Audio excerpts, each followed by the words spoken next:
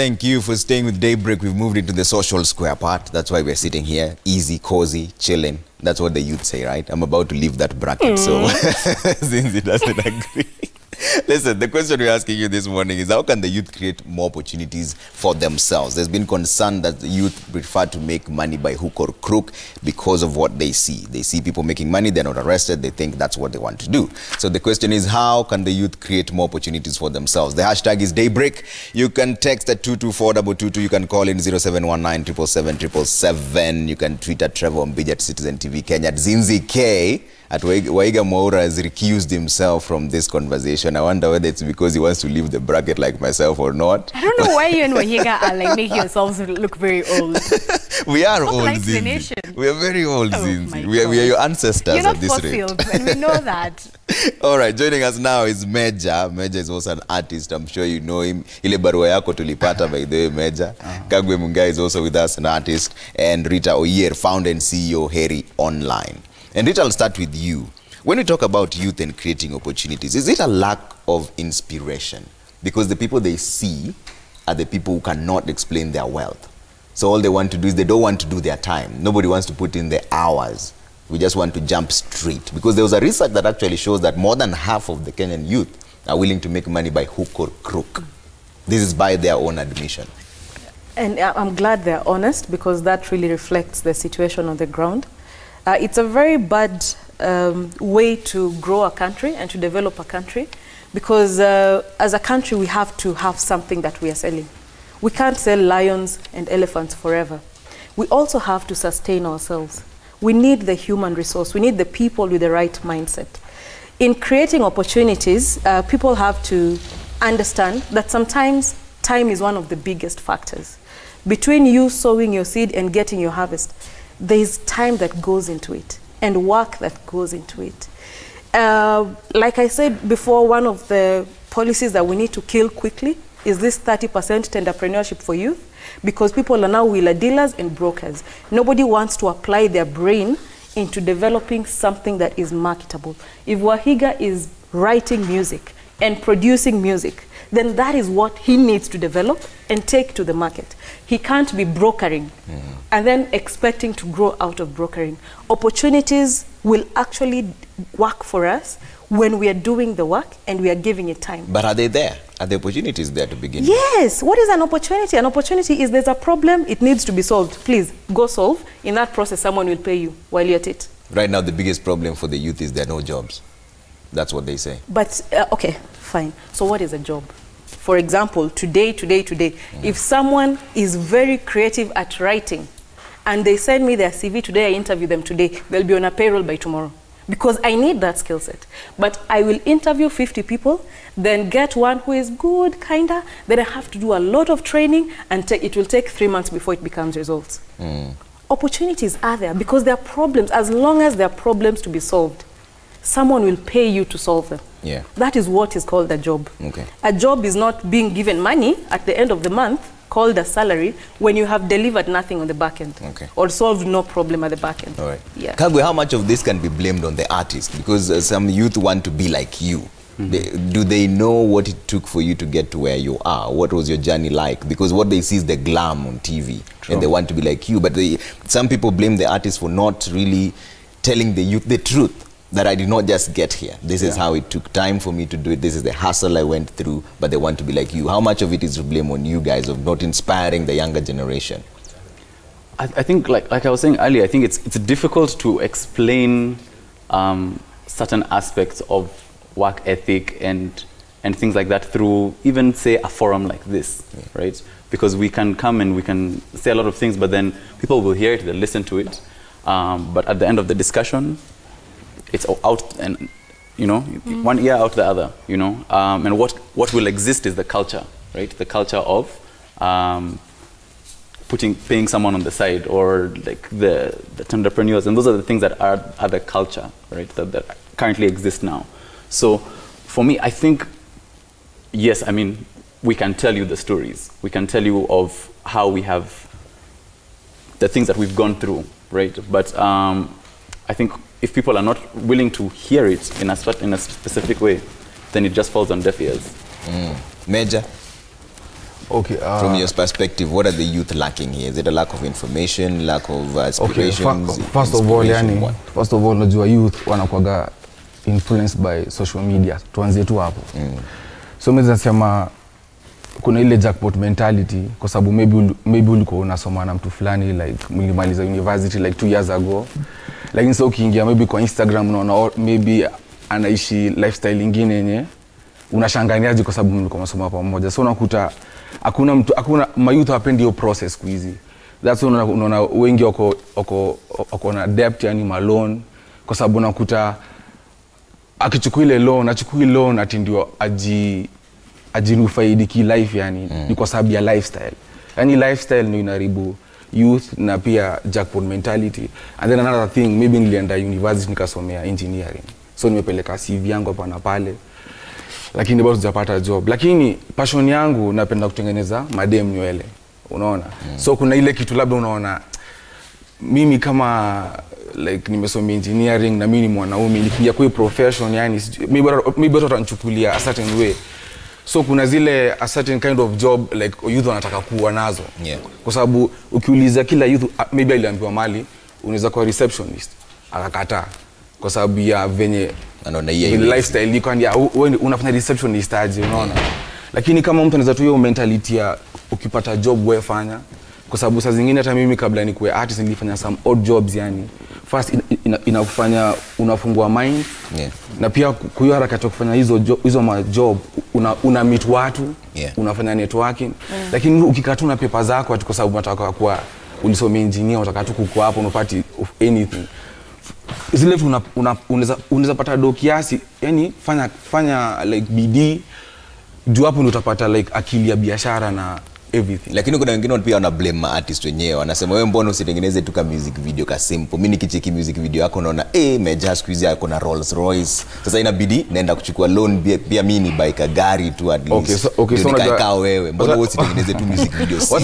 Wacha nikwambie kwa hao unaimba ndio lazima utuko kwa club na mabottles za maana. Sasa mimi pia nataka nikuwe kama wewe. Okay, but so unachiki Kenya, society Kenya ni different sana. Society Kenya ni ile like mimi nikifanya hivyo ndambiwa na ringa. Sijui kuna nielewa. Lakini mse mwingine wa country nyingine akifanya hivyo ni sawa. So unakuta kunio thin line, unaweza onyesha mtu manzi unaona like venye niko saizi, lakini maybe unataka kuinspire mse, lakini percentage kubwa atachukulia kama umsisikiza amija ametoka ghetto tu juzi ameanza tena kuturingia hapa na rent. So unakuta maybe unaogopa ku reveal sana kwa sababu hujui consequences zitakuwa, kwa sababu society yetu ni kama wewe ni Mkenya usifanye, lakini kama ni mtu wa nje ni sawa. Lakini mimi personally share story yangu sana like nilianza kujaribu kuinspire wase, kwa sababu pia mimi nilianza like from the bottom. Ulianzia wapi by the Meja? Story yangu ni refu, itabidisho mzima. It's summarized ndio so ajue si ati umeanza. Okay, mimi nilianza ghetto Nyeri. So nilikuwa napenda kuandika ngoma. So brangu alikuwa na group alikuwa jita Ghetto Clan. So alikuwa anapenda kuandika ngoma. So nilikuwa na campus zake nenda chuo na rapia wase. So kulikuwa na talent search ya kampuni ya simu hapo fulani sasa. Anyway, so walikuwa wanachukua best artist kila province, unaona.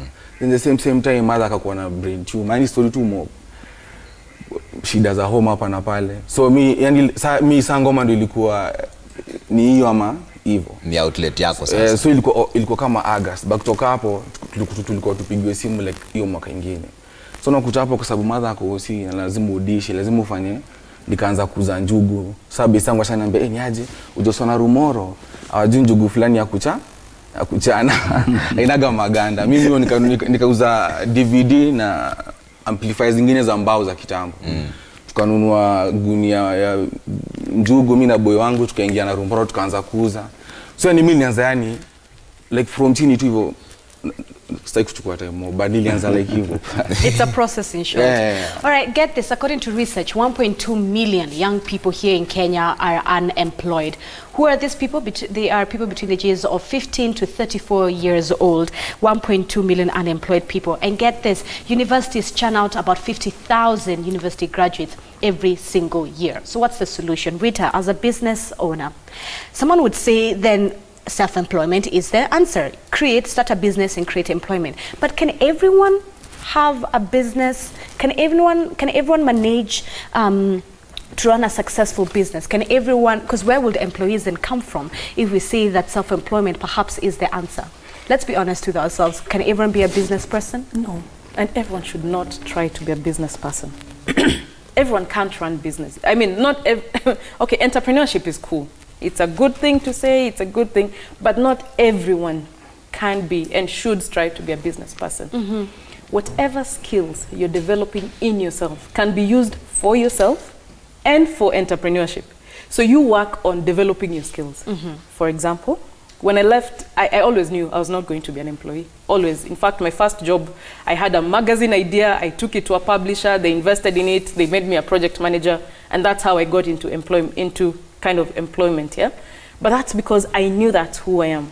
However, the skills that I have, I can use them for my business, and I can use them for another person's business as an employee.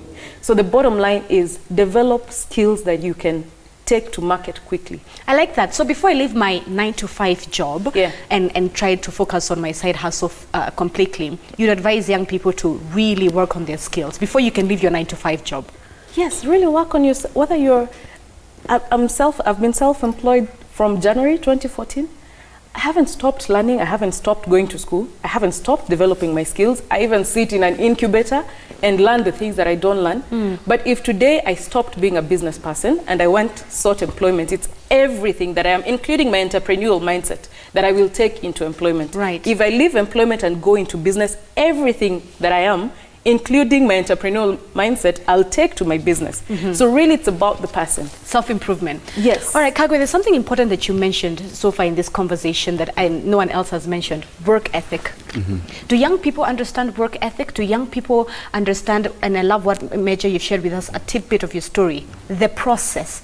It's a journey. Even children, they are not born today and they walk tomorrow, you know. You're not here today as an artist. There was a process that was behind it. Do young people understand the process and work ethic? I think it's something that people generally, I think, learn over time. I remember thinking that I'm going to make music, you know, I'll put out my first song, it'll be a smash hit, I'll go to New York, I'll meet Jay-Z and we'll be best friends. Yeah? How did that turn out? That was my plan, you know, that was my plan. We're still working. You know, the flight has been booked though, we're on the way, we're on the way. I think that it's something that you learn over time. It's a skill like any of these other skills, right? Work ethic, it has to be developed, it has to be nurtured, it has to be built continually all the time. Yeah. What perhaps people might not know or may not see is the business spirit of being an artist. You're an artist, but at the end of the day, you still need an entrepreneurship mind to understand how to go about a contract, etc. Explain to me why that is also, why skills in that sense, despite the fact that you're an artist, you know, a musician, why it's important to have that skill. I mean, because it's part of the game, you know. For me, I always say the biggest tool and resource that we have in our generation is YouTube, right? I was fortunate enough to study at university and I studied music, but I always tell people I really went to the University of YouTube because that's... Google is your friend. Yeah, it really is. I mean, you find entire Harvard and Yale lectures on YouTube for free, right? Yeah. These are schools that charge thousands of dollars a year so that you can have that information and it's here at your fingertips for free. All you need is a connection to the internet, you know? So those kind of tools, I think, are what are going to really help us move to the next level. All right. All right, Major, let me come to you very quickly on the issue of, let me just pick it up from process. Because you've already highlighted for us, perhaps in a very short way, how you started to where you are today. A lot of our generation, we are referred to as a microwave generation. You know, you want something today. You want to meet Jay-Z today. You know? So that aspect, that mentality of the microwave generation, how do we begin to turn that mindset? So mimi naweza sema, like, first of all, education system yetu nafai change kwa sababu education system yetu si ya entrepreneurs, si you create employees. Unajua, like, unataka kuwa nini? Doctor, employee. Unataka kuwa nini? Pilot, employee. Unataka kuwa, unaona? So nakuta education system yetu si about, like, watu kuwa entrepreneurs. Unakuta useme umeingia university, tuseme for example ni daktari. Itu ni example. So umesomea about kufight a certain kind of diabetes.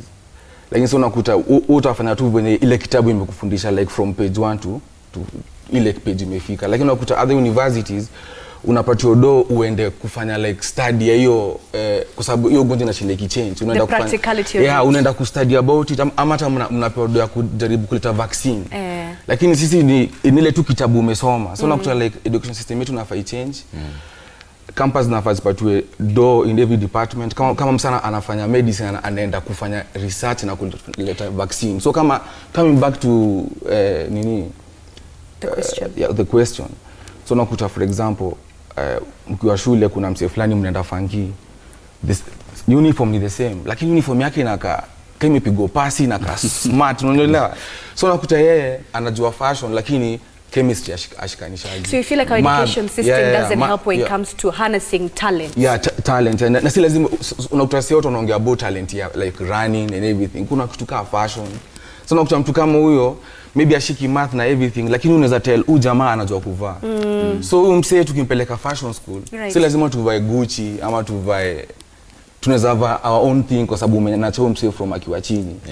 Unaona? Rita, do you agree that our education system has played a cause in this? I mean, you employ people, you get to work with young people, you see how they think.